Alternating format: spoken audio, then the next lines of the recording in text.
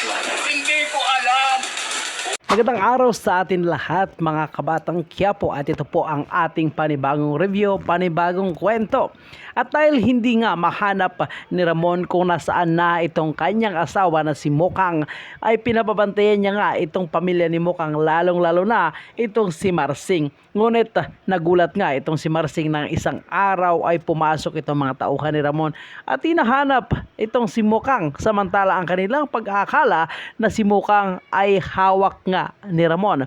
Samantala sa paglabas nga ni Bien ngayon ay gusto niyang humingi ng tulong dito kay Supremo para alamin nga kung nasaan at sino itong asawa ni Mokang, at yan nga ang pakiusap ni Tanggol sa kanila.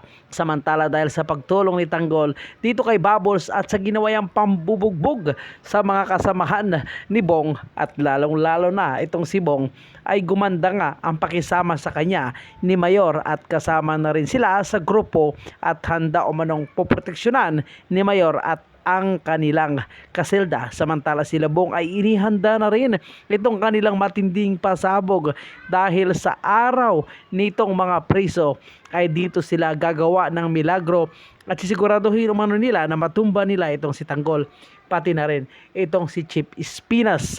Habang sa bahay naman nila Tanggol ay matinding iskandalo ang nangyayari dahil nabisto nga ni Tinding itong si Rigor at ang kanyang girlfriend na si Lina na naghahalikan sa gilid ng kalsada. Samantala hindi naman naniniwala si Marites dahil ang palusot ni Rigor ay ito umano ay trabaho lamang. Mapapaniwala kaya ni Tinding itong si Marites at mapipigilan kaya ni Rigor itong si Tinding na magsumbong sa munisipyo at sa kanilang presento. Samantala kung nagkakagulo na nga dito sa kanilang bahay ni David, si David naman ay nag-i-enjoy sa kanyang pagiging fake na anak ni Ramon at pagiging buhay mayaman.